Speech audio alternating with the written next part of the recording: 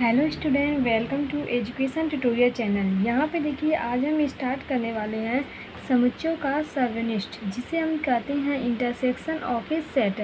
तो आइए चलिए जानते हैं कि इंटरसेक्शन ऑफ ए सेट क्या होता है। इसके पहले अगर हम आपको बता दें कि पार्ट जो हमारा ये है, ये 8 है।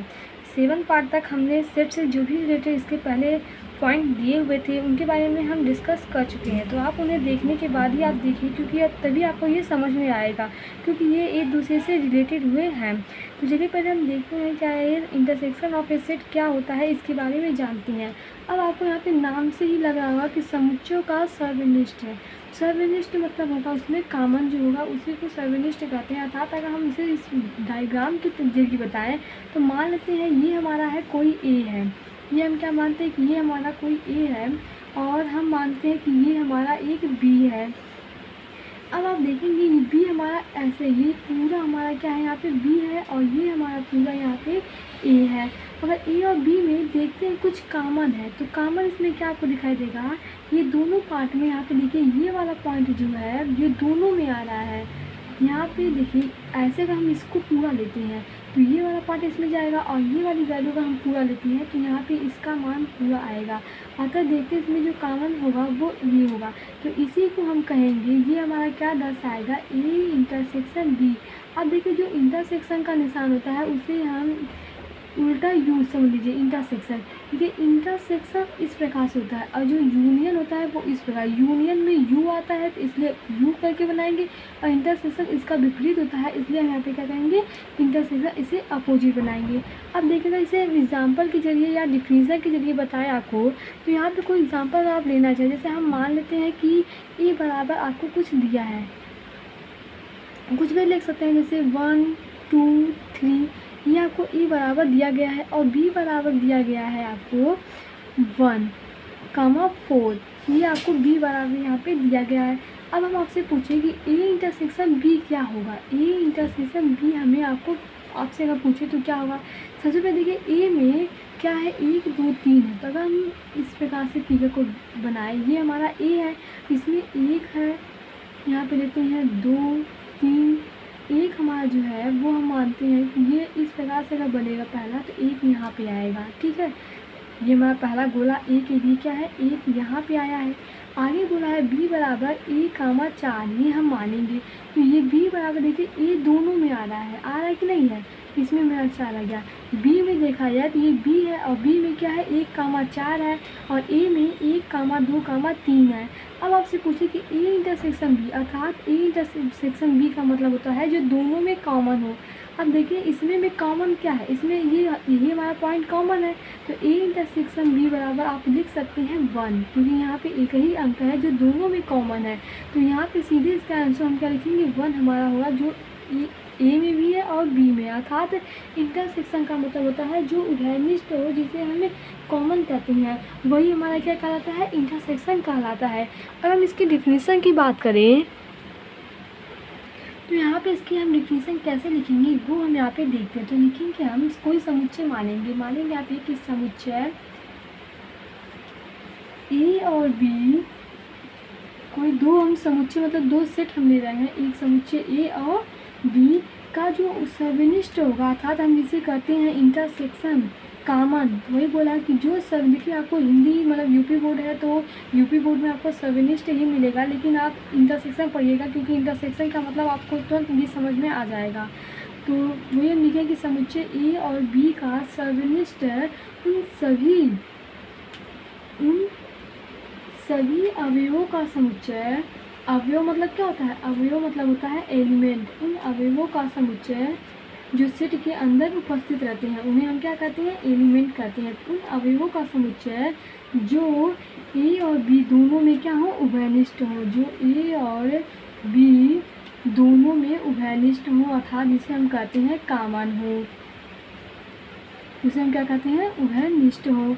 अब देखिए इसे हम किस प्रकार से लिखेंगे, इसे हम लिखेंगे ए इंटरसेक्शन बी बराबर क्या लिखेंगे, यक्स सच दैट यक्स जो हमारा ये बिलोंग करेगा किसमें, यक्स जो है ए में बिलोंग करेगा, और जो यक्स है ये भी बिलोंग करेगा बी में, अर्थात यक्स हमारा एक ऐसा है जो ए में भी उपस्थित है और बी में भी उपस्थित है। तो ये हमारा क्या कहलाएगा, ए इंटरसेक्शन बी। अगर हम इसे डायग्राम मतलब वेन डायग्राम पे देखें तो ये हमारा क्या है, ये हमारा पूरा यहाँ पे यू है, इसे हम यू से डिनोट करते हैं, और ये हमारा ए है और ये हमारा है बी है। इसमें ये वाला पॉइंट आपको दिखाई दे रहा होगा, ये हमारा क्या है, कॉमन है, इसी को हम कहेंगे ए इंटरसेक्शन बी। जो हमारा कॉमन होता है था, जो उभयनिष्ठ होता है, उसी को हम ए इंटरसेक्शन बी करते हैं। अब इसके हम कुछ एग्जांपल लेते हैं, फिर आपको बताते हैं कि ये मतलब किस प्रकार से इसे क्वेश्चन पूछा जाएगा और ये सॉल्व होगा। देखिए यहाँ पे एक क्वेश्चन हम लिए हैं, जो क्वेश्चन इस प्रकार से है कि ए बराबर आपको दिया गया है 1 2 3 4 5 6 7 ऐसे 10 तक अंक आपको यहाँ पे दिए गए हैं, और बी बराबर दिया गया है 2 3 5 7। अब आपसे यहाँ पूछा है कि ए इंटरसेक्शन बी क्या होगा। अब हम आपको बताएं कि इंटरसेक्शन हमारा क्या दर्शाता है, इंटरसेक्शन दर्शाता है कि कॉमन जो दोनों में उभयनिष्ठ होता है वही हमारा इंटरसेक्शन होता है। तो अब यहाँ पे अगर देखेंगे तो दोनों में उभयनिष्ठ क्या है, यहाँ पे देखिए 2 यहाँ पे भी है, 2 यहाँ पे भी है। यूनियन में क्या होता है, देखिए यूनियन और उभयनिष्ठ में अगर हम आपको अंतर बताएं, मतलब यूनियन और इंटरसेक्शन में अगर हम आपको अंतर बताएं, तो यूनियन में जो कॉमन होता है और जो हमारा कॉमन नहीं होता है, जो बचता है, वो सभी एलिमेंट को हम यू में लिखते हैं यूनियन में, जबकि इंटरसेक्शन में सिर्फ कॉमन वाली वैल्यू को लिखते हैं, जो अलग से दिया रहता है उसे नहीं लिखते हैं। तो मात्र इंटरसेक्शन में कॉमन वाली वैल्यू को लिखते हैं और यूनियन में दोनों को लिखते हैं। तो यही अंतर होता है यूनियन और इंटरसेक्शन में।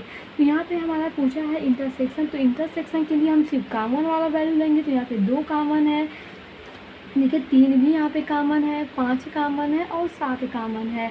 यहाँ पे हम 5 को भी लेंगे और 7 लेंगे, अर्थात हम पूछे आपसे कि ए इंटरसेक्शन बी हमारा यहाँ पे क्या बन के आ जाएगा, 2 3 5 7। अब देखते हैं यहाँ पे जो 2 3 5 7 है ये बी के इक्वल है, अर्थात हम कह सकते हैं कि ए इंटरसेक्शन बी बराबर बी लिख सकते हैं, क्योंकि आप यहाँ पे देखिए जो ये वैल्यू जो दी गई है वो बी के बराबर, अर्थात बी का मान ही आपको दिया गया है, तो इसकी जगह पे हम बी यहाँ पे लिख सकते हैं। अब आते हैं हम अगले पॉइंट पर। अब यहाँ पे अगर देखते हैं तो एक हम आपको मतलब इसकी जो गुणधर्म है उसके बारे में यहाँ पे डिस्कशन करना चाहते हैं। जैसे यहाँ पे है सर्वनिष्ठ समुच्चय के कुछ गुणधर्म है, जैसे हम आपको बताए थे कि सम्मिलन के मतलब यूनियन के जो गुणधर्म थे, वैसे यहाँ पे है। पहला हमारा है क्रम विमेय नियम, क्या ये क्रम विमेय नियम को पालन करता है कि नहीं, तो आपको पहले पता रहना चाहिए कि क्रम विमेय नियम क्या होता है। क्रम विमेय नियम होता है क्रम का परिवर्तन, अर्थात ए इंटरसेक्शन बी है तो इसका हो जाएगा बी इंटरसेक्शन ए। अगर प्रूफ हो जा रहा है तो हम कहेंगे कि क्रम विमेय नियम का पालन करता है, अगर नहीं प्रूफ हो रहा तो कहेंगे नहीं पालन करता है। तो चलिए इसे हम एग्जाम्पल के लिए देखते हैं।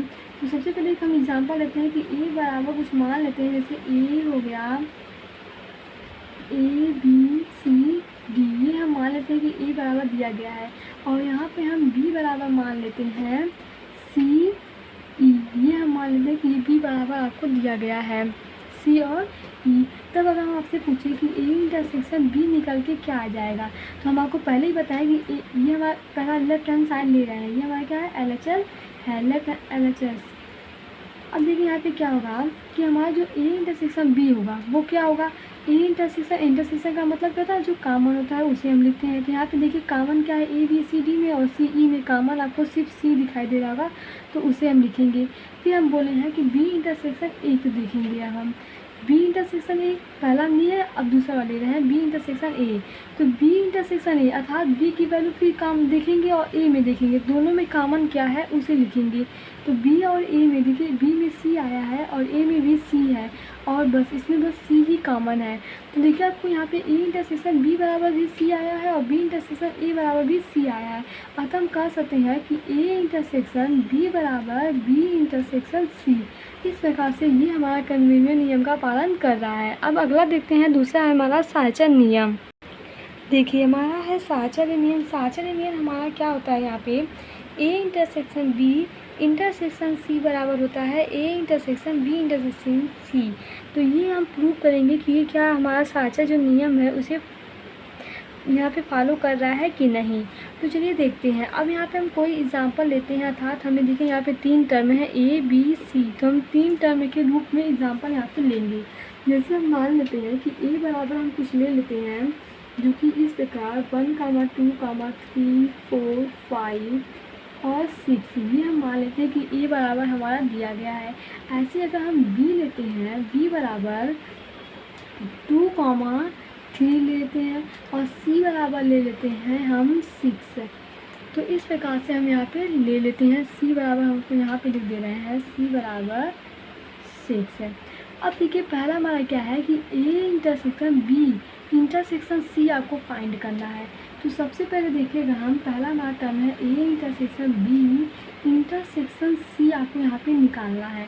तो यहाँ पे देखिए a इंटरसेक्शन b है, a इंटरसेक्शन b, तो सबसे पहले a इंटरसेक्शन b ज्ञात करेंगे। a इंटरसेक्शन b मतलब होता है a और b में ऐसी कौन सी वैल्यू दी गई है जो दोनों में कॉमन है, वो हम यहाँ पे लिखते हैं।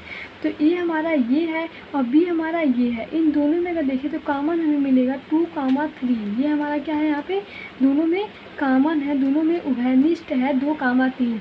अब देखिए अभी इसका मान हम ज्ञात किए हैं, अभी इनका मान नहीं हमें पता है, तो हम फिर से इंटरसेक्शन लगाएंगे और c लिखेंगे। अब देखिए हमारा क्वेश्चन ये हो गया कि 2, 3 एक हमारा सेट के फॉर्म में दिया गया है और दूसरा हमारा एक c है जो कि आपको सेट के फॉर्म में दिया गया है, जिसमें एलिमेंट क्या है, 6 है। तो आप इसे इस प्रकार भी लिख सकते हैं 2, 3 इंटरसेक्शन ऑफ ऐसे 6 है।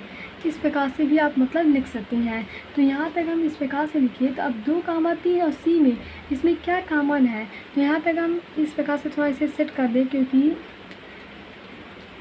हमें यहाँ पे आपको प्रदर्शित करना है। वैसे तो उस तरीके से भी आ जाएगा, यहाँ पे हम 5 लिखेंगे फिर तब मतलब ये प्रूफ हो जाएगा वैसे भी, लेकिन यहाँ पे अगर देखिए तो 2, 3 और इंटरसेक्शन c में क्या है, 3, 6 है। तो इन दोनों में जो कॉमन होगा वो हम यहाँ पे लिखेंगे। तो देखिए यहाँ पे जो कॉमन मिल रहा है वो हमारा क्या है, 3 कॉमन है। अतः हम कह सकते हैं कि जो हमारा a इंटरसेक्शन b इंटरसेक्शन जो हमारा c प्राप्त हुआ है वो क्या आया है, 3 आया है। अब ऐसे ही हम a intersection b intersection c ज्ञात करेंगे।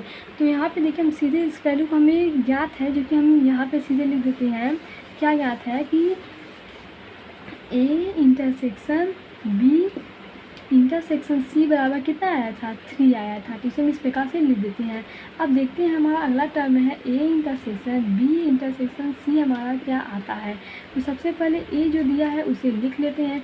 हम छोटे ब्रैकेट को सॉल्व करते हैं। तो छोटे ब्रैकेट में देखिए क्या है, b इंटरसेक्शन c दिया गया है, b और c में जो कॉमन है उसे लिखते हैं। तो b और यहाँ पे है c, यहाँ पे इन दोनों में कॉमन अगर देखिए तो 3 कॉमन बस है, तो हम इसे इस प्रकार से लिख लेंगे 3।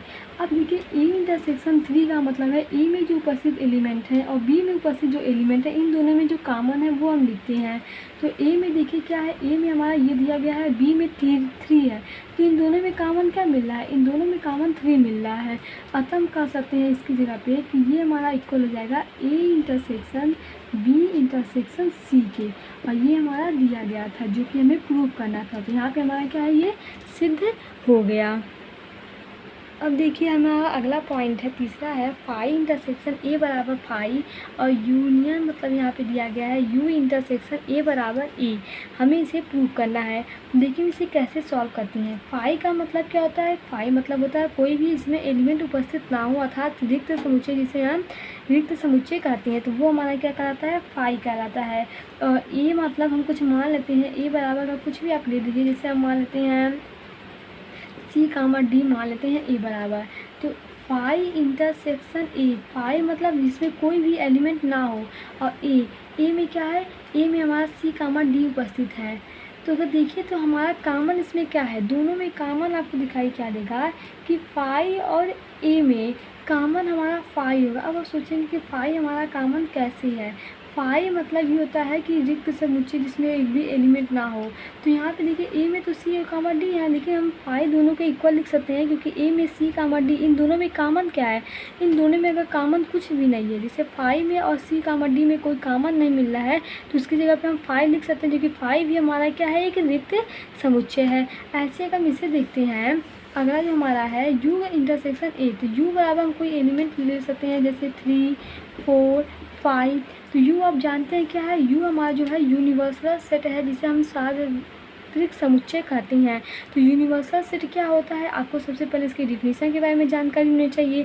तो हम प्रीवियस पार्ट में बताए हैं, पूरे इसको समझाए हैं, इस पर कई सारे क्वेश्चन भी करवाए हैं। तो आप अगर उन्हें देखते होंगे तो आपको तुरंत समझ में आ जाएगा कि u का मतलब क्या होता है। u मतलब होता है कि इसमें जो एलिमेंट मतलब सेट दिए रहते हैं, उन सभी के एलिमेंट u में उपस्थित होते हैं। तो यहाँ पे जो a हमारा सेट दिया गया है, जैसे हम मान लेते हैं सेट हमारा 4 है, तो जो a बराबर दिया गया है ये u में उपस्थित होना चाहिए। ये हमारा यूनिवर्सल सेट कहलाता है। तो यहाँ पे अगर हम U इंटरसेक्शन A पूछे तो क्या होगा, अब इन दोनों में जो आपको कॉमन दिखाई देगा वो कॉमन क्या है, 4 ही तो कॉमन है। और ये जो 4 है उसके बराबर हम क्या लिख सकते हैं, A लिख सकते हैं, क्योंकि A बराबर हम इसे माने हैं। तो इस प्रकार से हम इसे प्रूव कर सकते हैं। अगला हमारा नियम है A इंटरसेक्शन A बराबर A। अब देखिए आपको कुछ समझ में आ रहा होगा, इसमें कुछ तो है ही नहीं। जैसे A बराबर अगर हम 1, 2 लेते हैं और उसका इंटरसेक्शन A लेते हैं 1, 2, तो दोनों में जो एलिमेंट होंगे वो तो वही एलिमेंट आएगा ना जो A में उपस्थित होगा। जैसे मान लें A बराबर आप लीजिए 1, 2 ले लेते हैं हम, और A बराबर भी तो हमारा वही होगा क्योंकि दोनों सेम है, तो 1, 2 ही लेंगे इसमें भी। तो हम A इंटरसेक्शन B, अगर A इंटरसेक्शन A पूछे तो A इंटरसेक्शन A में कॉमन क्या है, आप कहेंगे कॉमन 1, 2 ही है। तो यहाँ पे हम सीधे लिख सकते हैं 1, 2 का माने क्या है, A माने है, तो A इंटरसेक्शन A बराबर लिख सकते हैं A। तो ये सब बहुत आसान है, बस आपको ये बात समझने की ज़रूरत है। अगला हमारा देखें यहाँ पे नियम है, ये लास्ट नियम है वितरण नियम जिसे हम कहते हैं। ये क्या है कि A इंटरसेक्शन B यूनियन, देखिए यहाँ पे यूनियन है, ये इंटरसेक्शन नहीं है। जब इस प्रकार से बनता है तो यूनियन कहलाता है, और जब इस प्रकार से बनता है तो वो इंटरसेक्शन कहलाता है। यहाँ पे दिया है B यूनियन C बराबर, आपको प्रूव करना है कि A intersection B union A intersection C। तो चलिए इसे हम देखते हैं। सबसे पहले A बराबर हम कुछ यहाँ पे मान लेते हैं। तो A बराबर मानेंगे 1, 2, 3 डॉट डॉट डॉट 10 तक हम मान लेते हैं। ऐसे अगर हम B बराबर माने यहाँ पे, तो B बराबर हम 2, 5, 7 ये B बराबर मान लेते हैं, और C बराबर 2, 6, 8 ये हम C बराबर यहाँ पे ले लेते हैं। अब देखिए पहला हमारा क्या है, ये हम अपने मन से माने, आप कुछ भी ले सकते हैं। यहाँ पे ABCD की जगह पे राम श्याम गीता, जो आपके दिमाग में आ रहा है आप वो चीज़ यहाँ पे लिख सकते हैं और बना सकते हैं सेट है, क्योंकि जिसका सेट बन सकता है वही हमें लेना है। यहाँ पे ये तो नहीं है कि आप जिसका सेट ही ना बने आप उसको ले लीजिए, तो थोड़ी ना उसमें आएगा। जिसका सेट बनेगा वही हम यहाँ पे लेंगे। अब देखिए पहला हमारा क्या है, A intersection B union C हमें ज्ञात करना है। तो सबसे पहले हमें A इंटरसेक्शन वैसे ही लिखेंगे, छोटे वाले ब्रैकेट को सॉल्व करेंगे। देखिए B यूनियन C का मतलब क्या होता है, B में जो एलिमेंट है और C में जो एलिमेंट है उन सभी का एक सम्मिलन होगा। मतलब कहें इसमें B में जो उपस्थित एलिमेंट होंगे और C में वो तो लिखेंगे, साथ में जो वेनिस्ट एलिमेंट होंगे वही भी यहाँ पे हम लिखेंगे। तो A यूनियन C में क्या कहलाएगा, यहाँ पे A वाले एलिमेंट में जो भी उपस्थित है और क्या है C वाले में, इन दोनों में जो कॉमन है और जो बचे हुए हैं वो सभी एलिमेंट A यूनियन B में लिखाएंगे। अब देखिए सॉरी यहाँ पे B यूनियन A है तो B वाले एलिमेंट से कंपेयर कराएंगे, और B और C में सबसे पहले जो कॉमन है उसे लिखते हैं। कॉमन क्या है, 2 कॉमन है, और क्या कॉमन है, बस इतना ही कॉमन है। जो बचा है उसे लिख लेते हैं, क्या है 6 और 7 है, 2, 5 देखिए यहाँ पे 2, 5, 6, 7, 8 जो एलिमेंट 2 बार आया है उसे हम सिर्फ एक ही बार लिखते हैं। तो ये हमारे क्या कहलाएँ, B यूनियन C। अब देखिए यहाँ पे A intersection B union C हम कैसे फाइंड करते हैं। A की जगह पे हम क्या लिखेंगे, A की जगह पे 1, 2 डॉट डॉट ये हमारे क्या है 10 तक है, और B की जगह पे क्या है यहाँ पे इंटरसेक्शन 2, 5, 6, 7, 8 ये हमारा B की जगह पे दिया है। अब इन दोनों में जो कॉमन होगा, इंटरसेक्शन का मतलब क्या होता है, कॉमन होता है। इन दोनों में जो कॉमन होगा उसे हम यहाँ पे लिखेंगे। इन दोनों में जो कॉमन है उसे हम किस प्रकार से लिखेंगे ये देखते हैं। अब देखिए कॉमन हम क्या लिखेंगे, यहाँ पे देखिए 2 कॉमन है उसे लिख लेते हैं, 5 कॉमन है, 6 कॉमन है, 8 कॉमन है। ये हमारे जो होते हैं एलिमेंट वो हमारे इसमें कॉमन हो गए। अब देखिए यहाँ पे A intersection B union C का मान कितना आया, इसका मान आया है 2, 5, 6, 8 ये इसका मान आया है। अब ऐसे ही हम अगला लेते हैं। अगला हमारा यहाँ पे क्या है, ये दिया गया है ये वाली वैल्यू, अर्थात A intersection B union A intersection C। अब देखिए A इंटरसेक्शन B क्या है, ये हमारा अगला वाला पॉइंट है। A इंटरसेक्शन B, A और B में जो कॉमन होंगे उसमें उसको लिखेंगे। A और B में कॉमन क्या है, 2 कॉमन है, 5 कॉमन है, 7 कॉमन है, यूनियन। अब यहाँ पे देखिए A इंटरसेक्शन C, A और C में जो कॉमन है उसे हम लिखते हैं। A और C में देखिए कॉमन क्या है, 2 कॉमन है, 6 कॉमन है, 8 कॉमन है A और C में। अब इन दोनों का यूनियन क्या कहलाएगा, इन दोनों का यूनियन का मतलब जो दोनों में उपस्थित हो और यहाँ पे क्या है उभयनिष्ठ भी हो। दोनों में सबसे पहले उभयनिष्ठ देखा है तो 2 है, उभयनिष्ठ मतलब होता है कॉमन।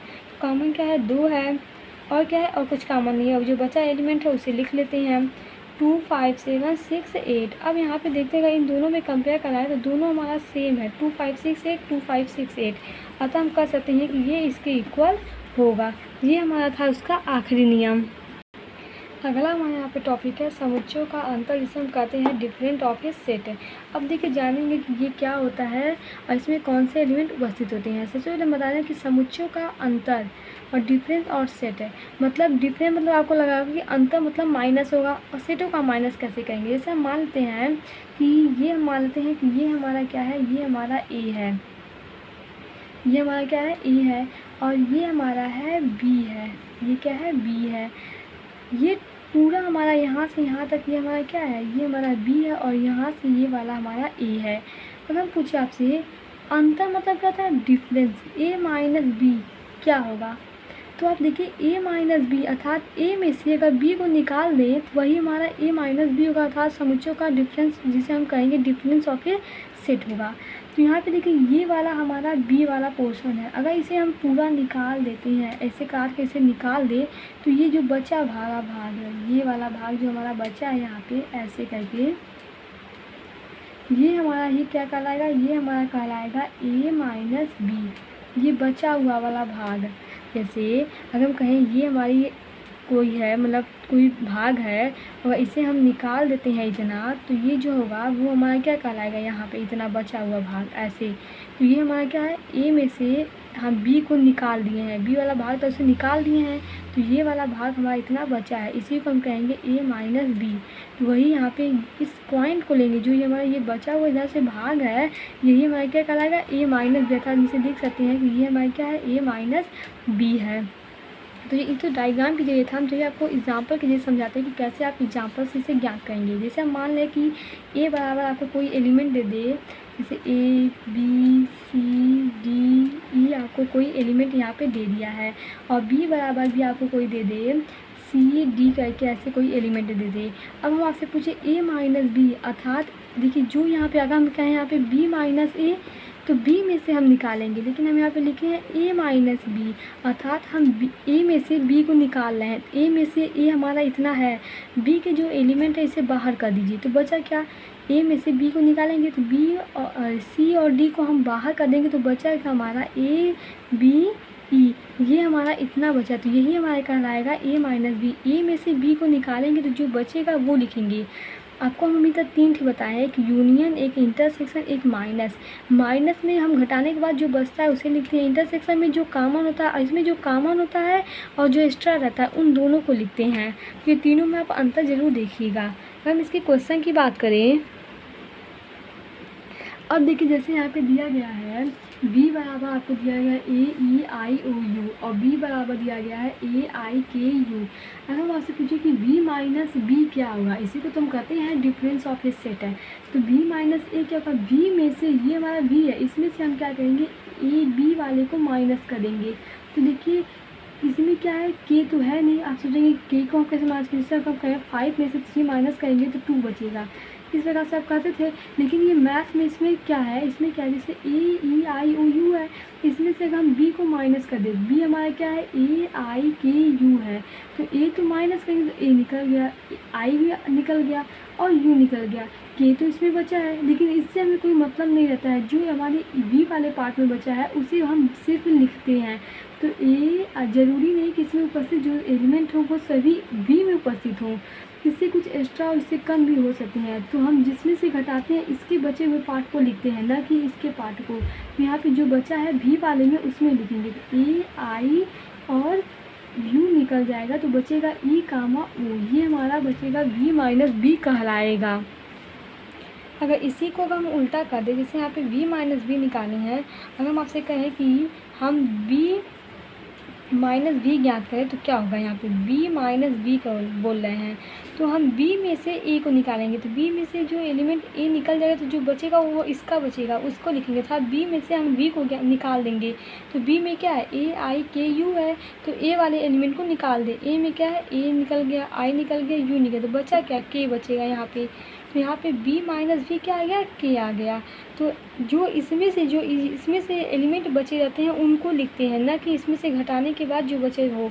सबसे पहले हम b में से v को निकाल देंगे, इसमें जो निकला है वो निकल जाएगा, लेकिन जो बचा है उससे भी कुछ मतलब नहीं रह जाएगा। इसमें जो उपस्थित एलिमेंट होंगे उन्हीं को सिर्फ हम लिखेंगे। अब हमारा अगला एक्सरसाइज है एक्सरसाइज 1.4, जो कि हम आपको नेक्स्ट वीडियो में बताने वाले हैं। आई होप आपको जो भी हम बताएं वो समझ में आया हो। Thank you watching my this video.